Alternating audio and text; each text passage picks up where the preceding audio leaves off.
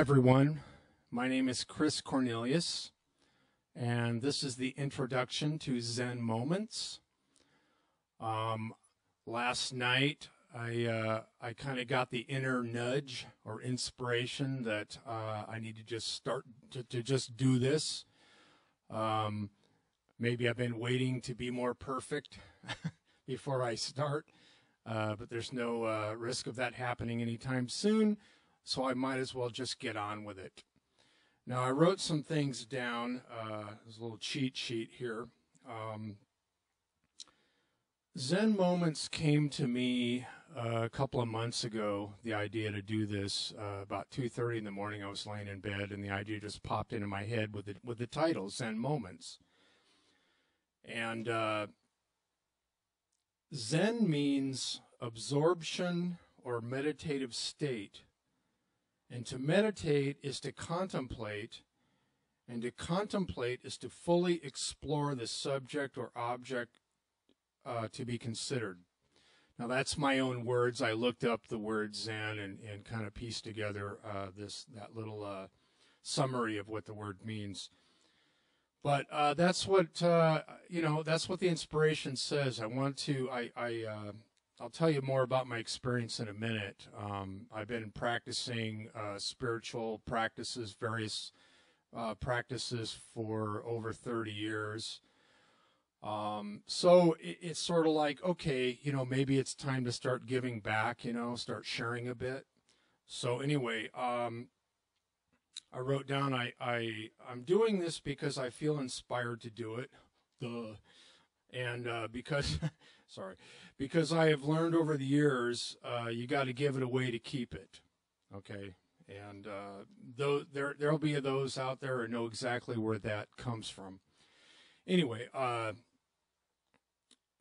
and also sharing my own experience helps deepen the realization within myself. This is what I've learned over the years, sharing with people.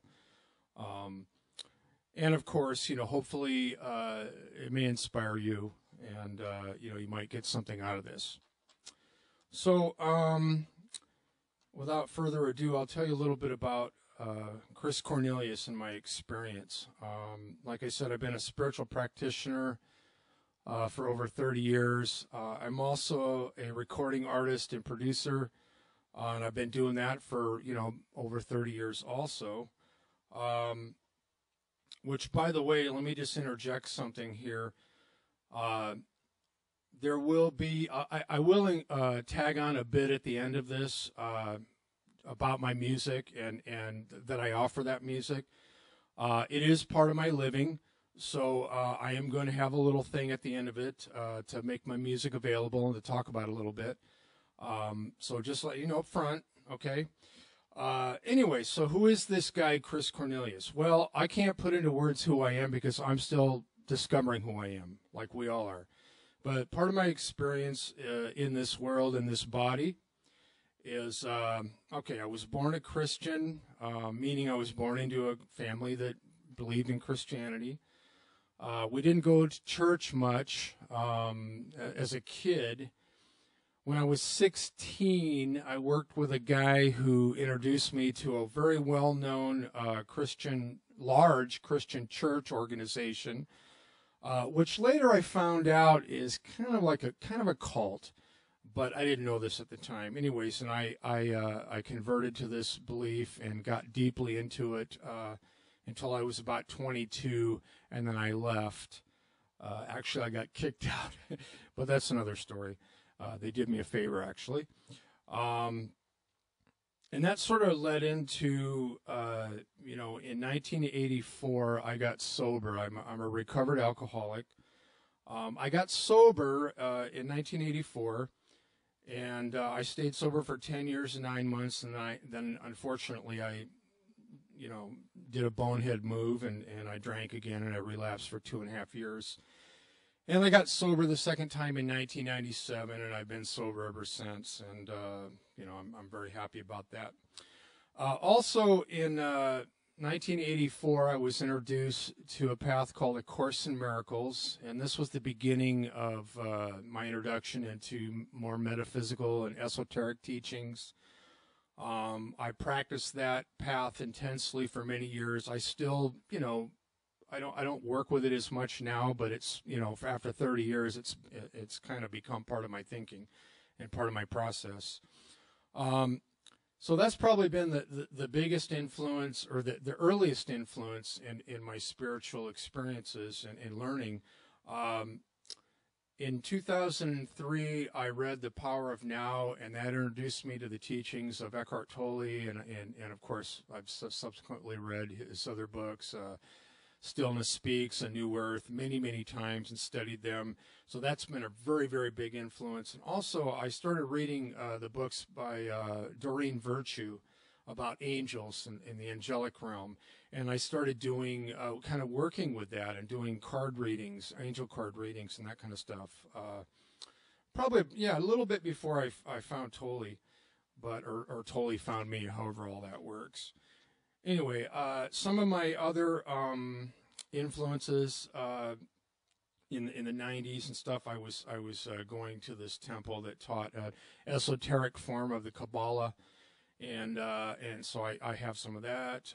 Bhakti and mantra yoga. I used to go to an ashram, and that was the big practice there. We did a lot of chanting, and bhakti is the yoga of love and devotion to the divine. So these are just some of my experiences.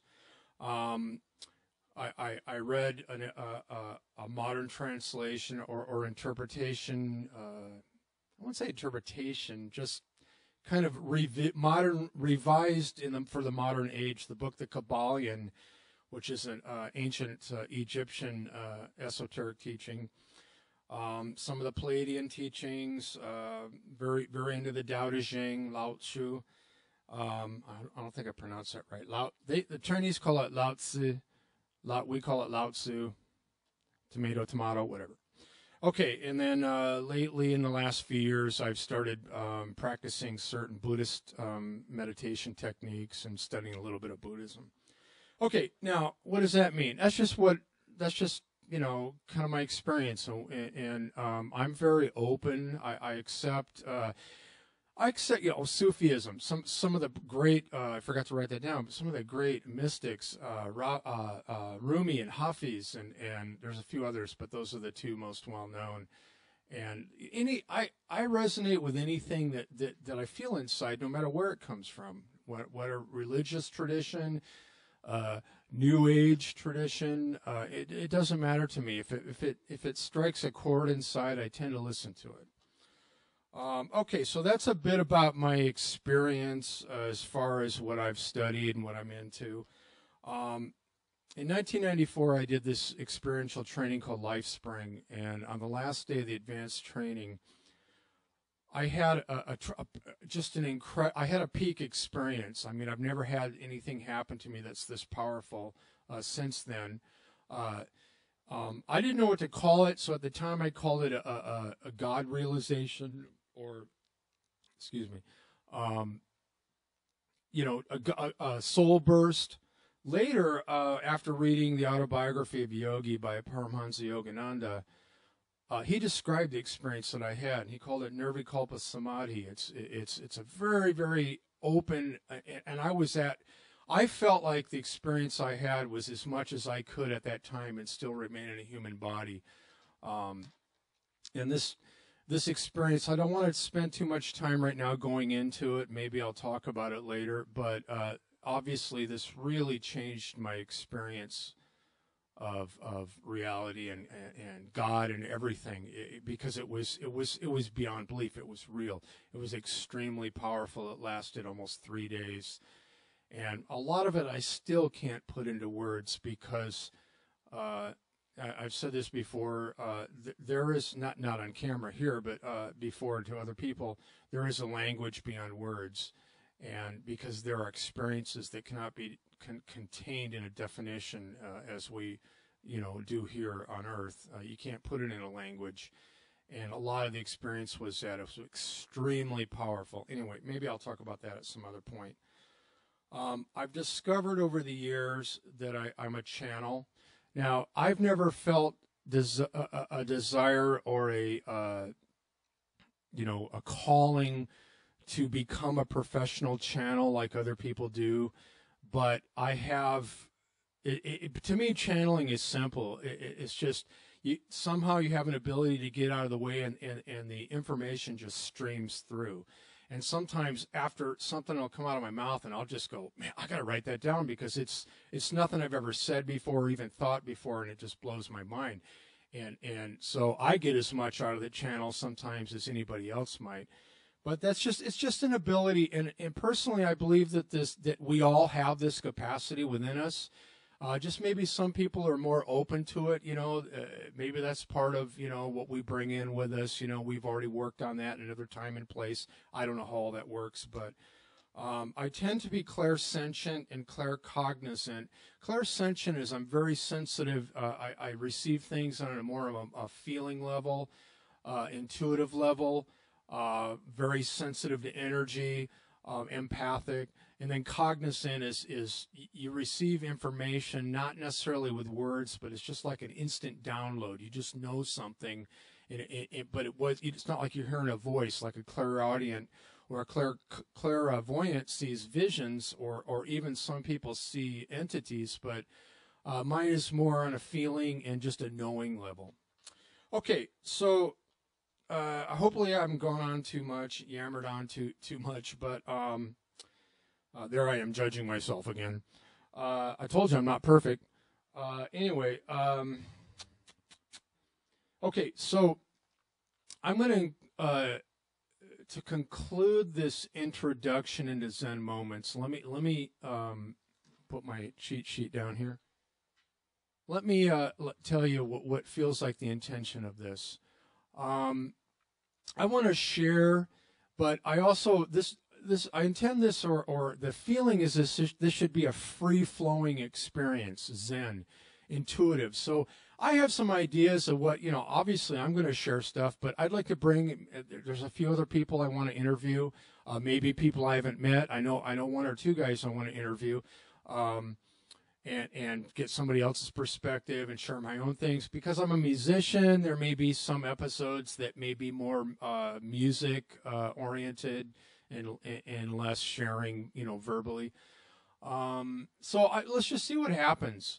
And the thing is, let's see if I can put this into a simple terms. So many times somebody shares something, and I do the same, I do like probably everybody else. It's like, well, I agree with that, I don't agree with that, whatever.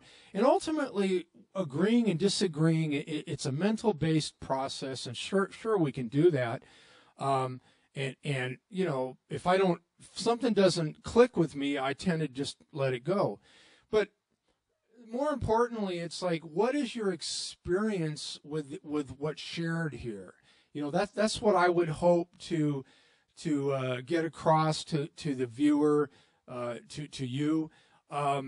Is if anything that I share or anybody shares, what does it bring up in you? That's my point. I've learned over the years, the most important thing is to practice awareness, to practice paying attention to what goes on inside. If somebody shares something, what does that bring up in me? Do I feel annoyed? Do I agree with it? Do I resonate with it? It's like learning to pay attention to that inner experience, because that's the real teacher for us. The teacher is within each of us. And somebody can speak words, and that may like push a button or point to something or evoke something from within, but it's really the teacher within that we learn from. So that's what I would hope that to convey to you is I'm not looking for people to agree with what I say or disagree. I'm just sharing what comes, and if it benefits you and it rings a bell within, if it strikes a chord, listen to that. This is what I've learned over the years. Listen to that chord, because that's the lesson for you. Even if it brings up something totally unrelated, informed of what I'm saying or anybody else is saying on this I guess it's a program. Just listen to that within. Okay, I think that's it. I'm going to conclude this introduction with a flute meditation. Okay, that's one of the things that I do is I I call them ethnic flutes. They're flutes from different, the one I'm going to play today is from Bali, Indonesia. It's a bamboo flute. And so I'll do this meditation, and then of course at the end there's going to be a little bit about talks about my music in general, and where you can hear the music and all that. So before we start the meditation, let me share some things here. Indulge me to set this up so that it can be more meaningful than just listening to a guy playing the flute. When I was in the Philippines, I've been to the Philippines several times, and I was conducting I was speaking at a little spiritual gathering that some people organized there. And at one point, I had brought a Native American flute with me, and somebody asked me to play my flute. So I started playing it, and I played maybe 5 minutes, something like that, 3 to 5 minutes. And this woman, elderly woman, I think she was about 80, she told me that was the first time in her life that she was able to sit still in a meditative state, and her mind wasn't chattering. Like we all experience that, in the Eastern teachings, they call it monkey mind. When you try to meditate and your mind just won't stop. And so she, by listening to the flute, was able to experience meditation or stillness. That's where the flute took her. And I never forgot that. I thought, wow, that's really powerful. And it was I really felt quite honored to have been able to assist another human being in this way. So I want to offer that here. And the most important thing, like I said before, is to pay attention to your inner experience. Whatever comes up is fine. Thoughts come up, emotions come up. Just allow them to be.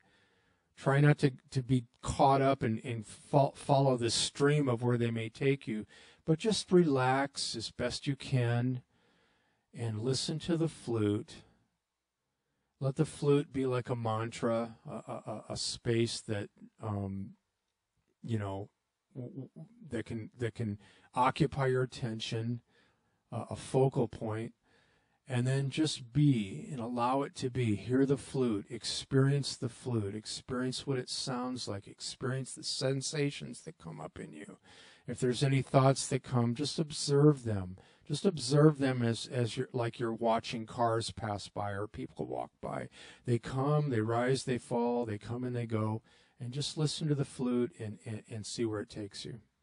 Okay, I'm going to put some reverb on this and we'll get started.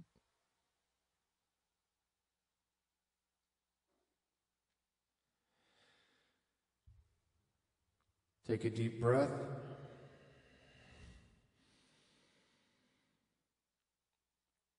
Let it out. Take one more deep cleansing breath. And release everything and be here now.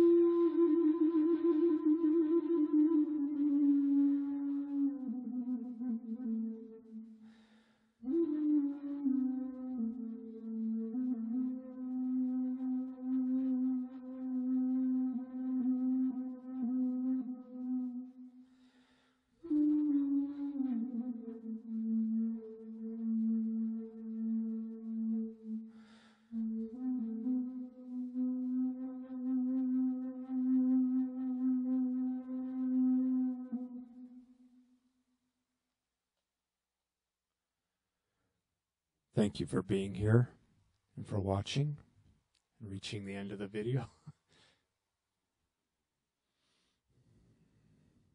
May all that is for your highest good and awakening and healing, may you always realize that in your life. Until the next time, namaste. Hi, this is Cornelius again. I want to tell you a little bit about my music. Over the last 30 years, amongst all the other types of projects I've been involved in, I have recorded a body of work that I call healing music. The platform that I use is called Healing Vibrations. And you're going to see a link at the bottom of this video to check out some of the music. And I really encourage you to do that because for a few reasons. Number one, I really think that you will benefit from that. And number two, this is part of how I make my living. And so it's always good to, to receive that. Originally, I was going to do the Zen Moments program, show episodes, whatever we call this, independently of the music. But then it occurred to me, I've had so much very wonderful response from people of how much they appreciated the music and gotten out of it. And so I thought, it only made sense to offer it here because we're talking about the purpose of this program is to share an experience to hopefully mutually deepen our own realization of awakening. And this music is really powerful. And I don't say that just as the creator of it. I actually listen to this music. I use some of this stuff that I've created and have had tremendous, I remember one time where I was working at this really high-stress job, and I listened to this one project that I did of this really soothing music. And I would go into almost, well, in the East they call it samadhi. I would almost, or actually would go into lower forms of samadhi or realization, altered states in the environment listening to this music. So I know for myself that there's something emergent in this that even though I was the one who created it, it just happened to come through. And this is the case with, I think, all of the music, and the feedback that I've gotten from people is really witness to me that there's something that's emerged in this music that I've created. So anyway, I offer it to you, and I encourage you to take action. Click on the link, check it out, and I will see you in the next episode of Zen Moments. Namaste.